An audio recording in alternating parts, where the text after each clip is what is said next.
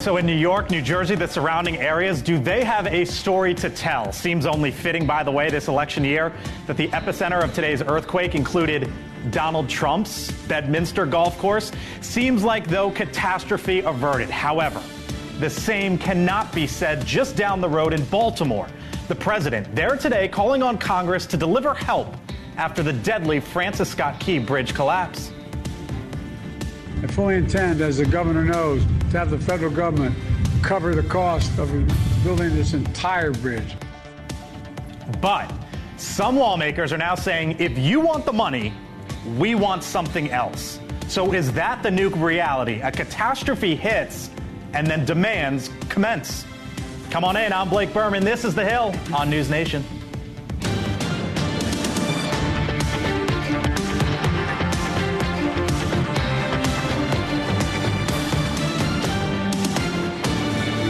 Normal level. All right, happy Friday. Here we are. Here we go. Hanging out with us today, Chris Steyerwalt, host of The Hill Sundays and senior fellow at the American Enterprise Institute. He is. Kelly Meyer, Washington correspondent here for NewsNation. Scott Bolden is a NewsNation contributor, former D.C. Democratic Party chairman as well. Lauren Wright, Princeton University political scientist, and Mick Mulvaney hanging out with us throughout the hour. NewsNation contributor, former chief of staff in the Trump White House. Hello to you all. Nice to have you all in. Happy Friday. Heck yeah. Happy Friday. So obviously the big story in New York, either you felt it or you heard it earlier today, but it got me thinking as all of that was happening and then President Biden was showing up at the bridge in Baltimore, how far things have come. Because in 2007, there was the bridge collapse in Minnesota. That Congress gave the funding that they needed. There was not a single person who voted against it. Fast forward, Chris, in 2015, Chris Christie got grief for hugging embracing Barack Obama, and now something like that. And now we're learning from the House Freedom Caucus, they are saying, if you want federal funding for the bridge, here is what we need in return. They say that the fund should be fully offset, that regulation should be rolled back, and they want a pause. They want an end, rather, to the pause on LNG export approvals. How have we gotten, Chris, to everything's okay, we're going to get you the money after Minneapolis, to that right now? And is this what's going to happen every time there's a catastrophe, or earthquake, bridge collapse, hurricane, whatever? Well, there wasn't a House Freedom Caucus when the Twin Cities Bridge went down. Right. And the House Freedom Caucus has evolved over time dramatically. And what you have in this case is basically the Speaker of the House is under threat, right? He is the right wing in his party. He is under threat constantly from them. But even within the Freedom Caucus itself, there's some Jacobinism going on inside the Freedom Caucus where people say, well, we don't know if Bob Good, chairman of the House Freedom Caucus, is really Freedom Caucus-y enough. So the performative escalation that you see in stuff like this is wild. So, Mick, you were an original member of the Freedom Caucus, right? Started it, helped start it. Yeah. So at some point, Mick, and I can say this as someone who lived through Hurricane Andrew and was raised in Florida, there will be a hurricane in the southeast. It will be devastating. It will be deadly. And federal money will be needed at somewhere in the southeast, maybe in Florida, where there's House Freedom Caucus members. At that point, what are they going to say? Give us the money, federal government. Are they not? I don't understand how we got to this point right now with that group and that demand list. Well, you got here because you got here writ large, right? The whole town is like that on everything, not just disaster relief, if that's what you want to call this.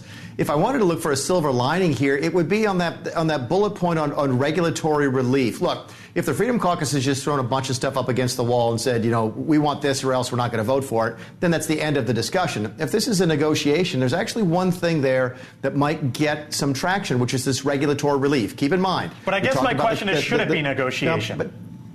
Yes, and here's why. Because this is something they have a chance to educate people about. When the bridge collapsed in Minneapolis, the rebuild suspended most of the permitting process. Okay, I had this happen in my district. We had a tanker truck hit a bridge on a freeway. They rebuilt it in 6 months because they suspended all of the permit requirements. They are going to rebuild this bridge in Baltimore as quickly as they possibly can, which means suspending the permit requirements, changing the regulations. And if the Freedom Caucus can use this as evidence of what needs to be changed larger, then I think it's probably a smart move if they're ultimately going to vote for it. If they just threw their hands up and said, we're going to ask for a bunch of stuff that we know we can't get because we can't vote for it, then it's a waste of time.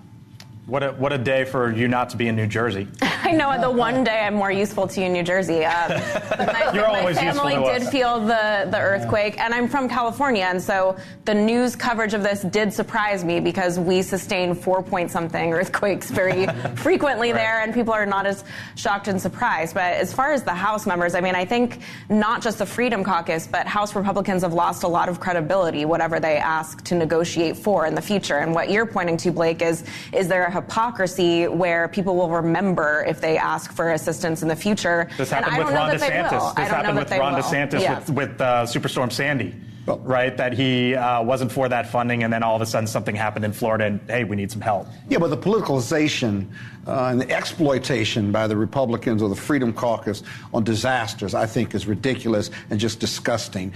Everything that doesn't have to be politicized. That's the first thing. Second thing is, Mick, I don't think. If he's still with us, I don't think that reducing the regs or suspending the regulations is a negotiation point. That's going to happen at the state level and the federal level if you want to get the seventh most important port up and working again. So I'm not sure that's a good negotiation point. Yep.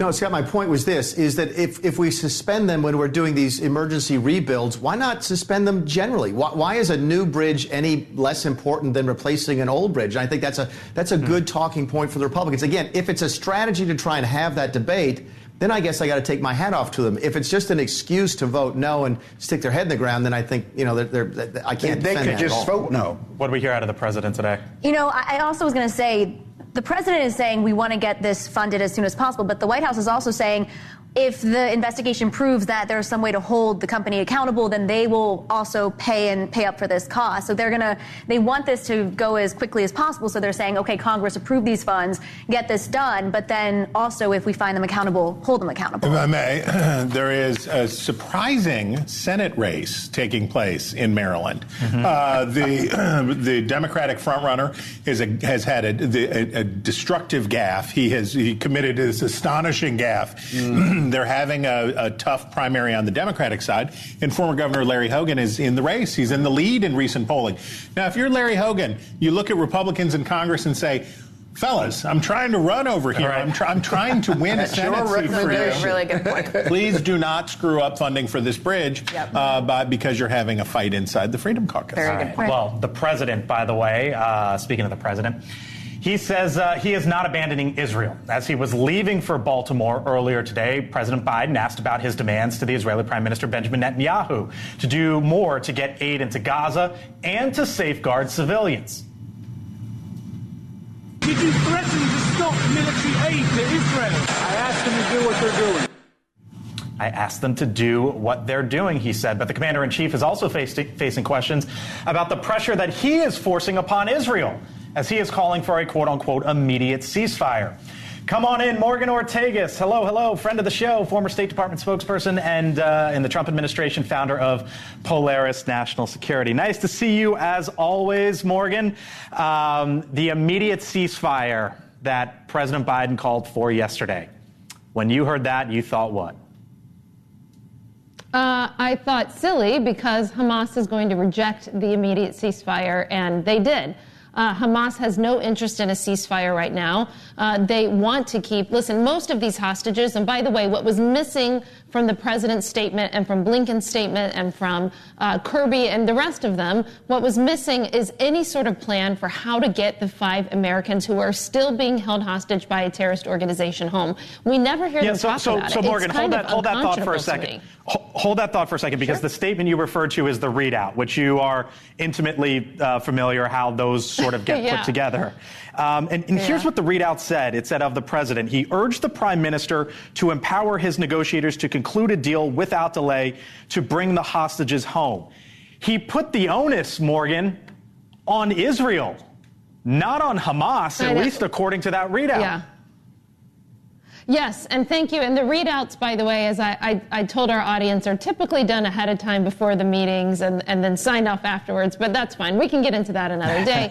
The point is, how do we get the first two exchange of hostages, the first two temporary ceasefires? They only happened whenever Israel was putting so much military pressure on Hamas that Hamas felt the pain. Listen, Hamas they do not feel pressure right now. All of the public statements and rhetorics are targeted at the state of Israel. You know, their red lines are drawn for Israel, harsh condemnations are drawn from Israel, and especially because of the aid workers, you know, killed this week in that obviously that terrible strike.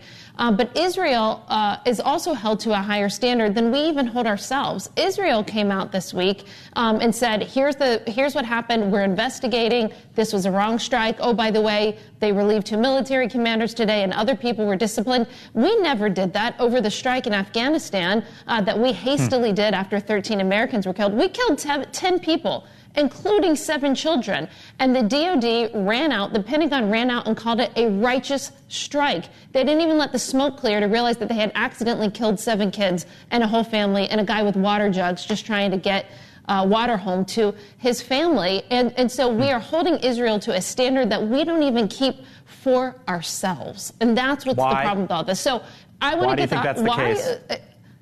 Because it's all political, because he doesn't want to lose Michigan and Minnesota. I mean, there's no other reason why you would take a principled stance and be with the state of Israel, which, by the way, Sunday is 6 months after October 7th, the worst killing of Jews in any day since the Holocaust. You wouldn't take that stance and then completely reverse course unless you're just trying to win an election. I mean, I'm pretty cynical, and I don't always think that everything's actually crass politics. This is. Senator Tim Kaine writing, quote, I renew my request that the Biden administration prioritize the transfer of defensive weapons in all arms sales to Israel while withholding bombs and other offensive weapons that can kill and wound civilians and humanitarian aid workers. What do you make of that position from the former vice presidential candidate from within the Democratic Party? Yeah. I think it is a problem for the state of Israel in the sense that if you are an ally, a friend of the United States, you don't want to be friends with only one political party. We're still seeing Republicans and many independents are still very supportive of the state of Israel, but that there's, constant protest, constant drumbeat from the far left against Israel, which, by the way, I would remind everybody, is the only democracy, the only ally that's a democracy in the Middle East. And so I think that drumbeat from the far left is taking a toll on their party. And I don't say this, I don't think that's a good thing for Israel. I want Israel to have broad support, not just from the Republican Party, but from independents and from Democrats as well. And so I do think it is a political reality that Biden and Israel are going to have to deal with, because you do have to have a relationship with both sides. But I think it's bad policy to pressure the state of Israel. We got the Abraham Accords because we took on Iran and we took on ISIS and the terrorist organizations in the Middle East. We took out Soleimani. You're not going to get peace for Israel by pressuring Israel and not the terrorist group. It's an inverse pressure relationship. Got to leave it there. Morgan Ortagus, thanks so much. We'll talk to you soon. Have a great weekend. Thank you.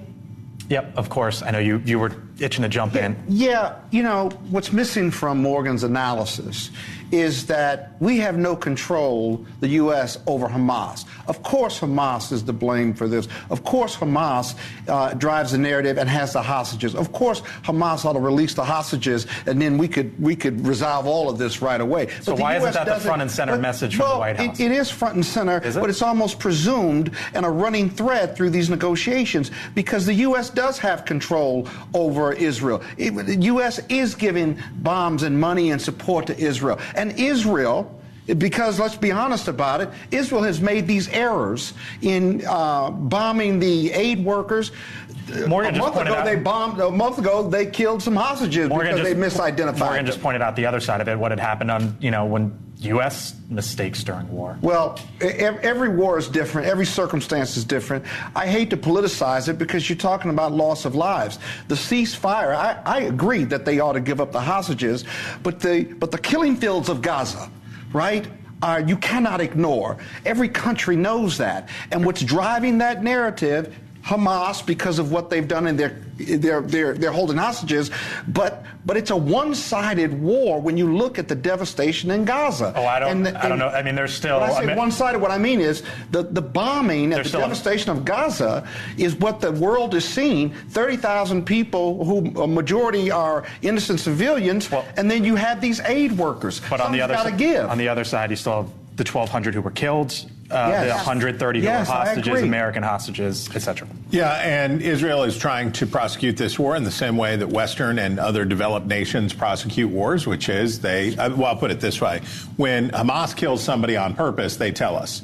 When Hamas kills somebody by accident, they do not do an investigation and say, there were unfortunate errors. And Scott, you're absolutely right that Israel should expect to be held to a higher standard as a member of the community of developed Western nations. That is certainly true, but I do sympathize with Israelis who are struggling with this constant double standard, where if you say we did the right thing, we made a mistake, we erred, we did this thing, we've issued a report, we've come clean, and they say, how dare you? I mean, it's tough. All right, coming up here on the Hill, who doesn't want to watch next week's solar eclipse, right?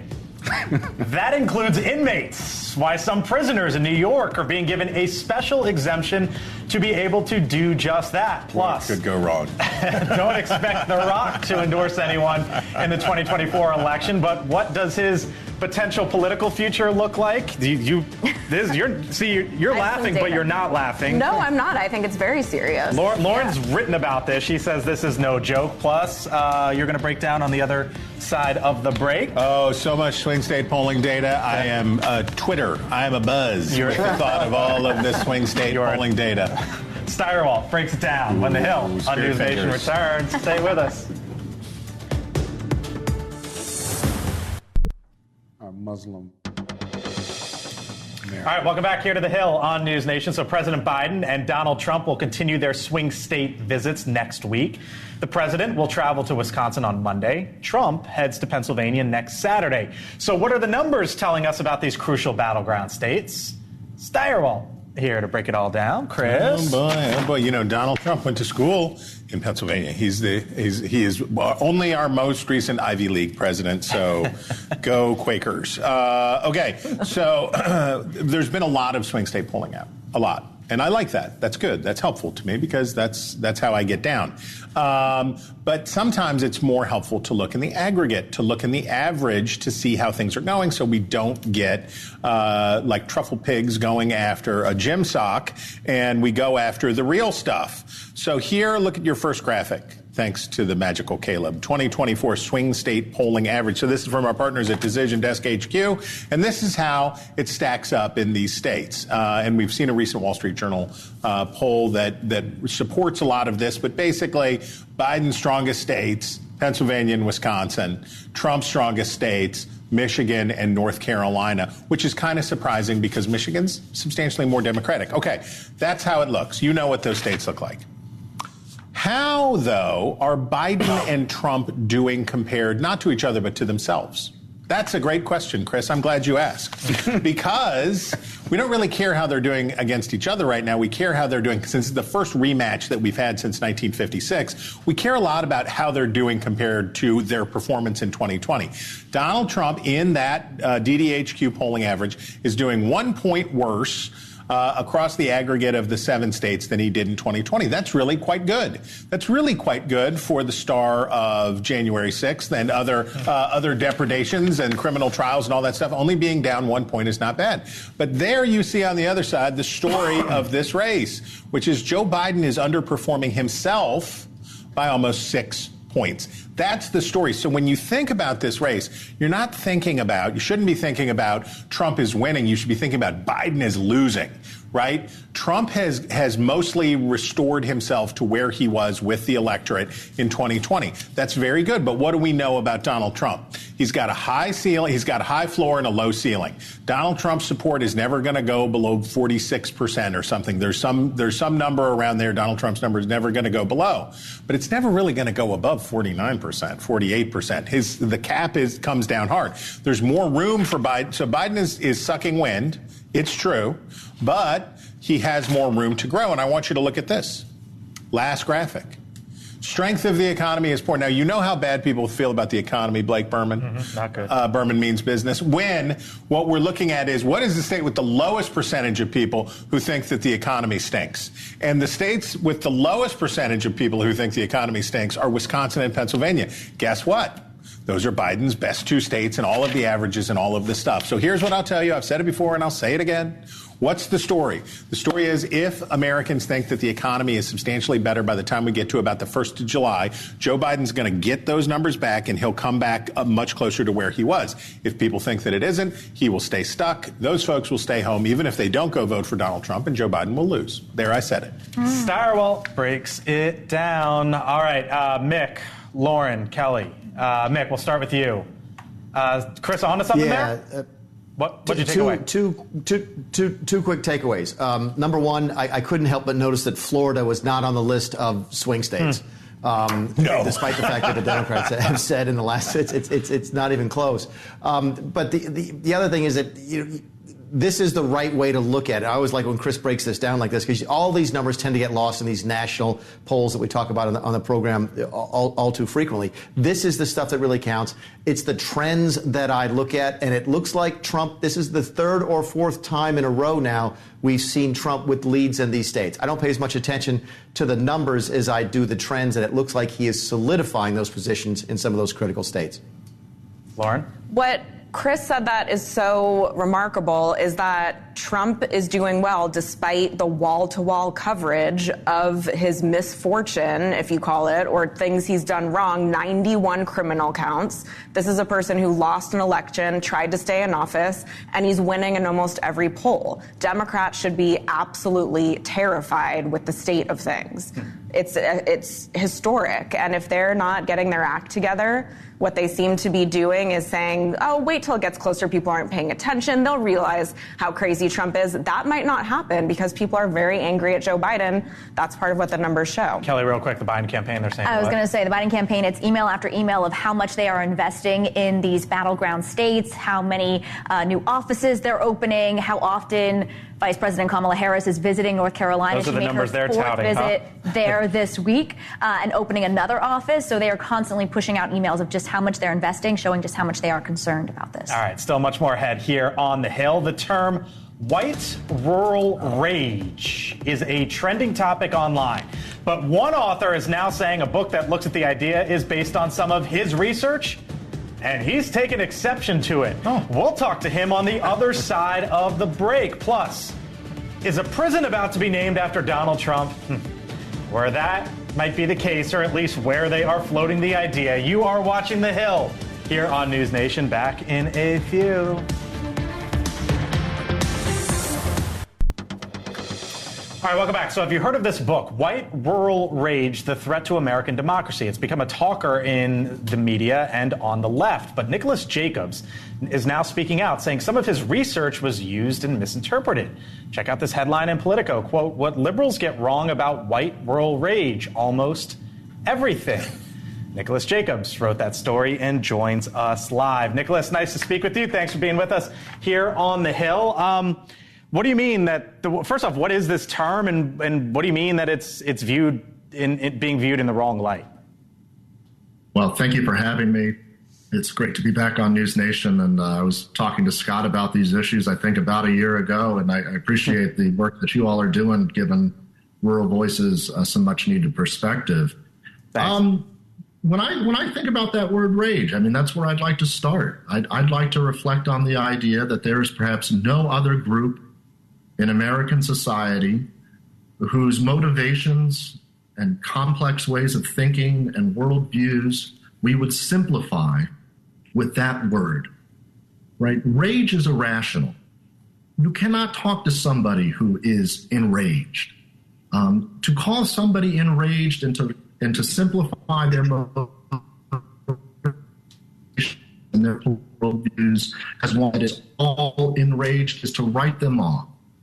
I read this book and I approached this book first thinking, okay, maybe it's a catchy way of selling books, right? Getting people to pick it up and maybe they'll soften the tone throughout the text.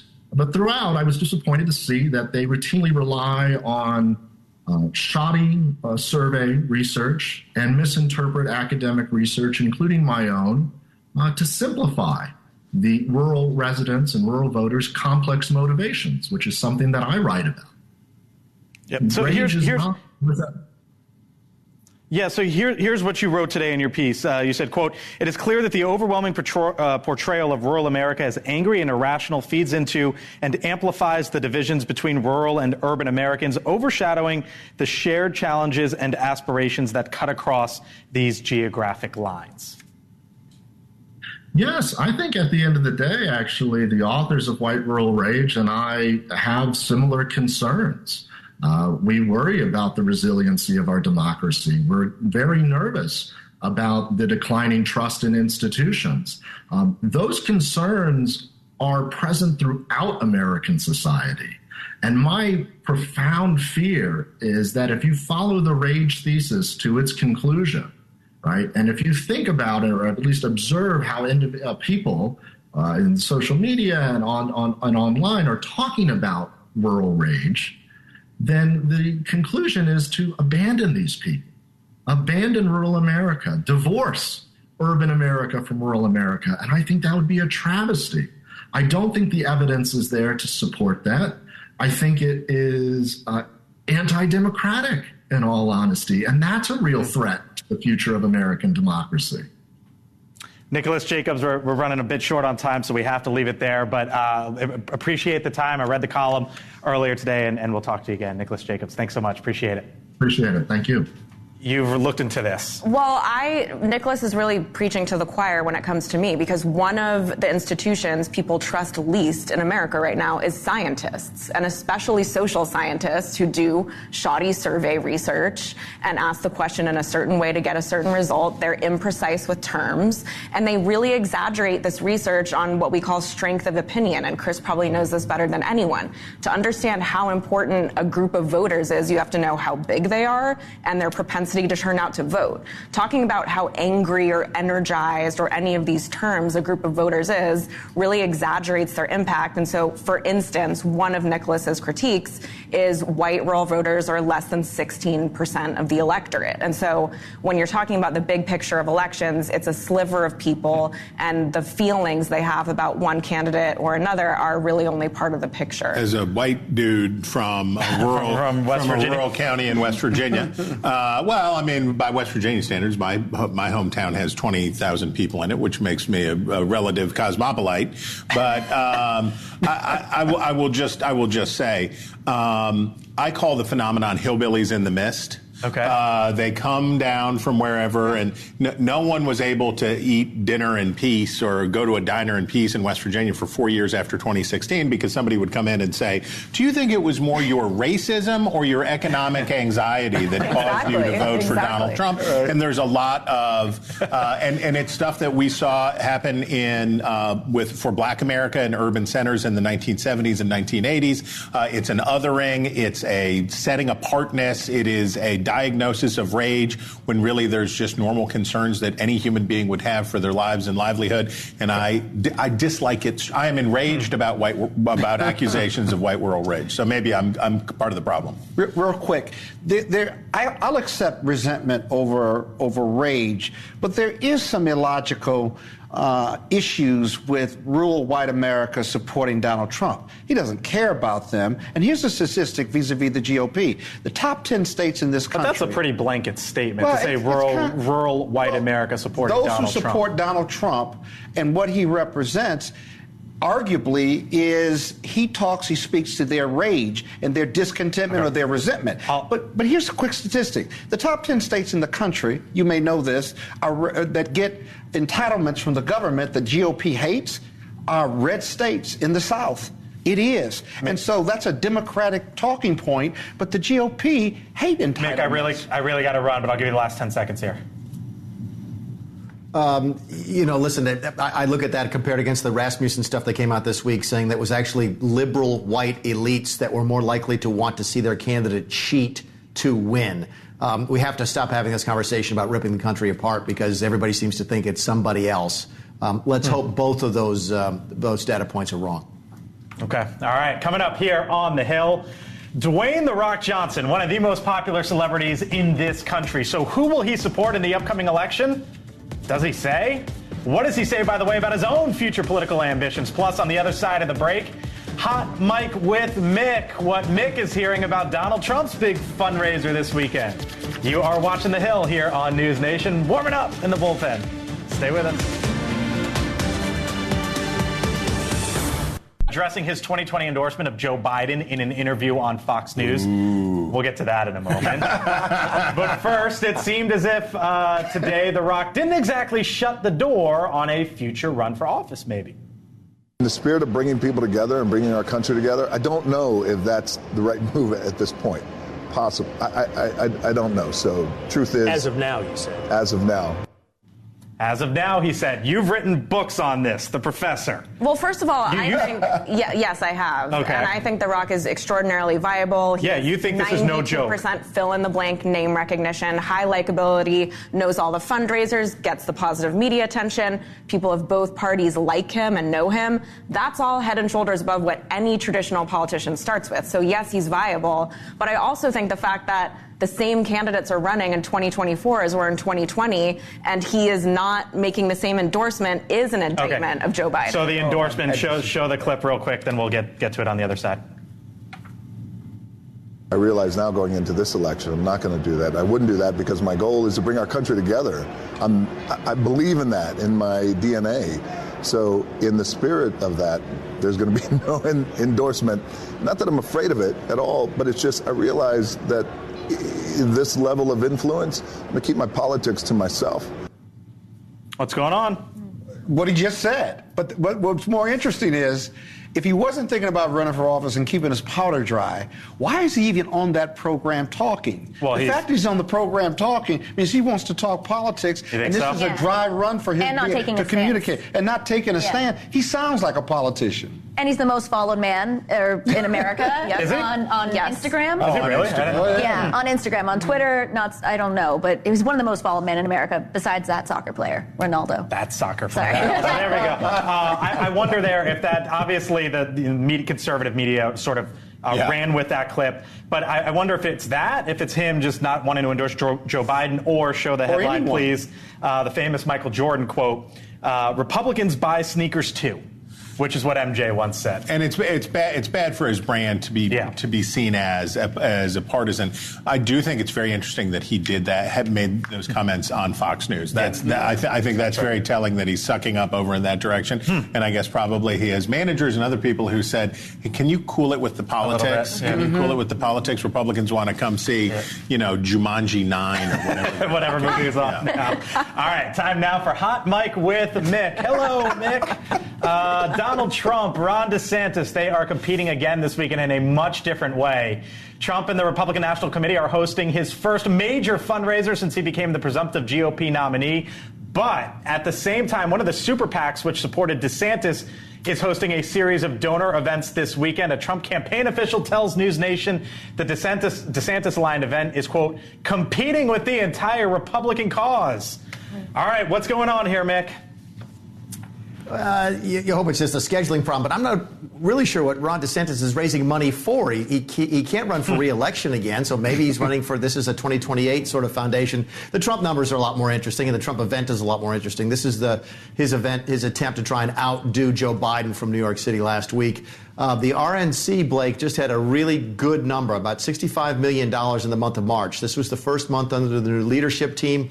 You and I have talked before about how some of the big money might start coming back to Donald Trump, or that we would expect it to start coming back to Donald Trump after he's the presumptive nominee. It would seem early returns are confirming exactly that. All right.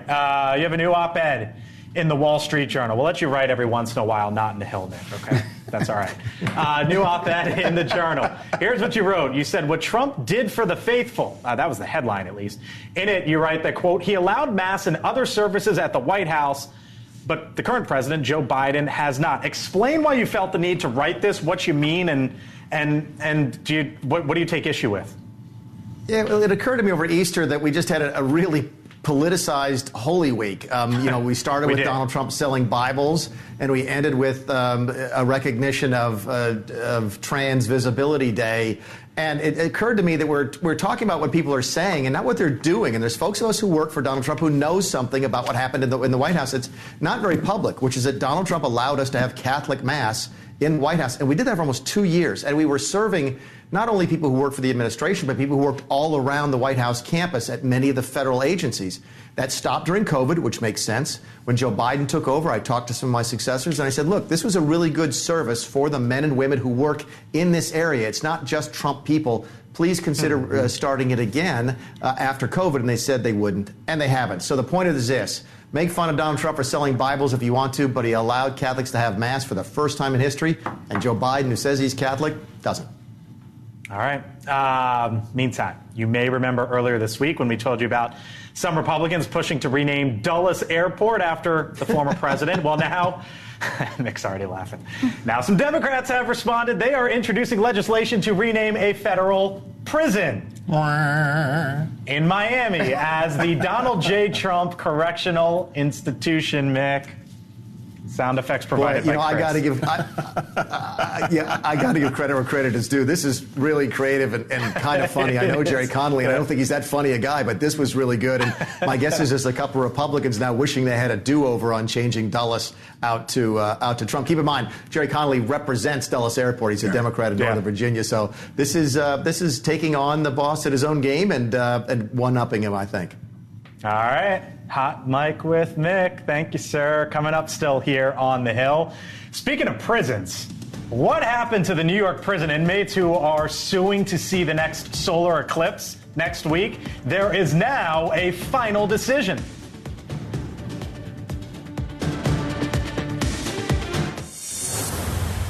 Be a part of history with NewsNation special live coverage of the Great American Eclipse. From Texas to Maine, NewsNation is with you, counting down to totality. With Brian Enton and our team all across America. Monday starting at 9/8 Central, only on NewsNation.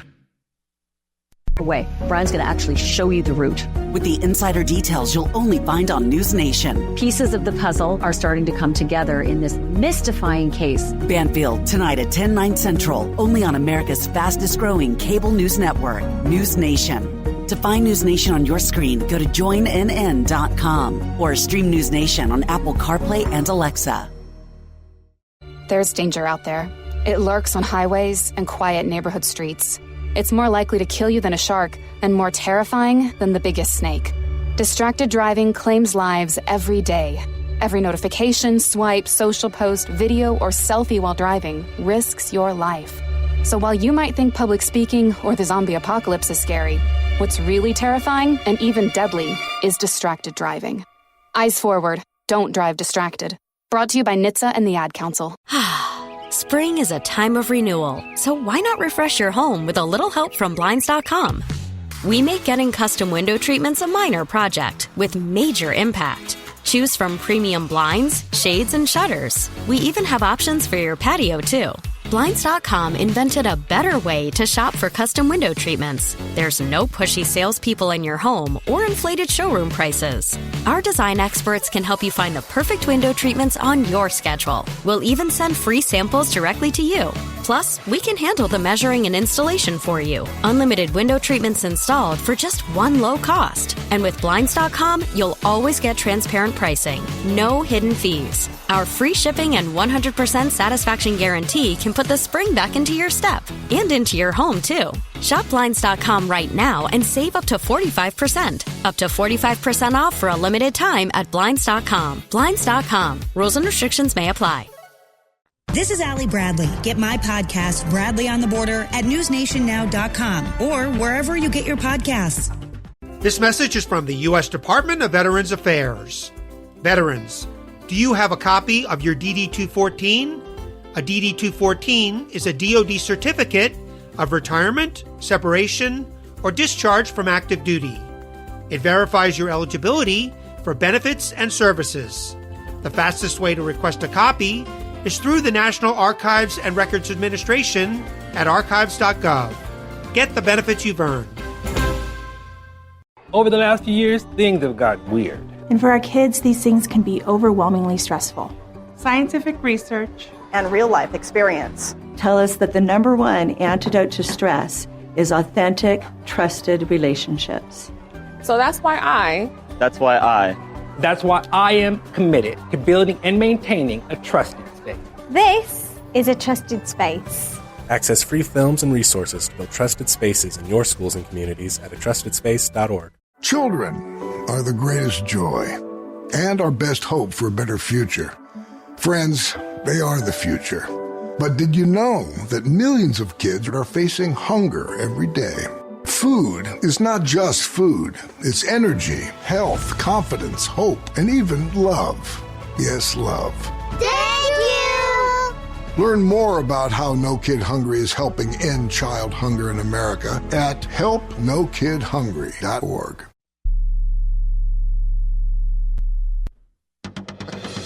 All right, welcome back. A major win in a story that we brought you earlier this week. The 6 prisoners who sued the state of New York over its lockdown order will now be allowed to view Monday's solar eclipse. The inmates called the eclipse, quote, a religious event that they must witness, end quote.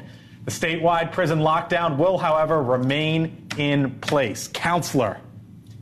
I don't know. What religious piece is it to the solar eclipse? Oh, they have their own religion. So one of them actually was an atheist, believe it or not, and was able to make the grounds based on his atheism. Why are you anti-Druid? Why are you out here with your anti-Druid bias? But here's another question. Why did the state oppose it? Why was there even litigation? Let them watch the eclipse. Give them some clarity. There's only 6 of them. Well, you think they all should be out there watching the eclipse? I don't know. How would it hurt? Okay. There's punishment and rehabilitation. It's not going to affect either one. Look at him. He's already arguing it. He's already thinking. You don't get to bill this hour. I'm telling you that, Scott, right now. You don't get to bill this hour. Let me tell you about those prisoners. Okay. Right up. Nick, I hear you out there somewhere.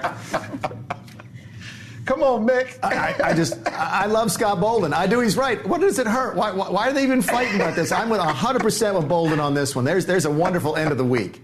Okay, there you go. By the way, show the Airbnb homes that are booked for the eclipse right now. I saw this image, and you can really see what's going on. You see that sort of red line there in the middle? That's very cool. That's sort of where you get to see it best. And so folks are booking up Airbnbs to see the eclipse. All right, one issue back here in Washington that the town is dealing with, an abundance, not of Airbnbs, but empty office spaces. So what some companies are doing now, it's putting a major strain, as you might know, on the commercial real estate market. Some companies are even thinking of alternative ways to bring in revenue, such as using the area where you use your desk as a possible wedding venue. Axios, the latest DC empty office pivot, weddings. Well, I just got engaged. Did you really? I did. I didn't know that. Yeah. When did that happen? Oh, just before Easter to the wonderful Jessica Malugin. Yes, I'm very, very lucky. Do we not have a breaking news banner for that? God is good. But I don't think I could convince her to marry me if I had. I don't think I could have convinced her if I would have said that we would have to do it in a disused office in Federal Triangle. I don't think that would have been. What do you have against Federal Triangle? Well, exactly. Well, it's full of Druids, apparently. I don't know. There are a lot of big law firms with empty space. The roof here is a highly sought-after wedding venue. It's gorgeous. The CRE meltdown right now, commercial real estate. Pandemic impact on office real estate value down some 26%. Average cost for a wedding, about $12,800 right now. But that's the news. Well, Mazel tov, my man. Thank you, my friend. I did not know that. I'm very lucky. You are very lucky. I met her. She's fantastic. Mick, come on back. I hear we got a future president. Speaking of new families coming together. Yeah, we do. As you know, I keep sort of a catalog of young and up-and-coming politicians, try to keep an eye out for the next big thing in Republican politics. So here's my newest addition to the list. I don't know if they have the photograph or not. Apparently they don't. I think they do. Show the kid. Don't show me. Show the kid. The kid's much cuter. Oh my God, he looks just like Blake Berman. There we go. So, yes, that is Pierce Wiggins. That is my first cousin twice removed, which only means something to Scott because he knows what that means in trust and estates class. This is our practice grandchild born to the closest thing I have to a fourth child. But both of her parents are big in Republican politics, and Pierce Wiggins is a week old and weighs about 5 pounds. So he's clearly on the future trajectory to watch. The Wiggins and Mulvaney family. Right. Very cute. Very cute. Show the kid, not me and Mick. That's a better picture. Well, speaking of new additions, your new show, The Hill Sunday. What you got coming up this week? So we've got Michael Whatley, the new chairman of the Republican National Committee. We're going to have some Democratic voices, too, who we're still wrestling with right now. But we're going to talk about swing state stuff. We're going to talk about Israel. We're going to talk about how great our all-star panel of journalists is. I believe we'll get to hear Kelly Meyer in the mix as well. Are you on Sunday? I am. I've heard we've been able to meet her. We've been able to make her deal, which includes we'll save a donut that we have in here for you. And it's going to be a good show. And also on Sunday? What else on Sunday? Oh, yeah! Oh, my gosh. Top liver. I mean, I'm like, show the kid, don't show me, but you don't got to just boot me out of here completely. I was focused on Kelly, and I should have noted that also Berman means business, and Blake will I'll be there with Chris on Sunday. Right. Hey, Mick, real quick, Michael Whatley, The Hill Sunday. What do you want to hear out of him? Just how it's going, how he's settling in, and how I've known Michael for many, many years. He's a good operator. Yeah. How are they separating out the duties?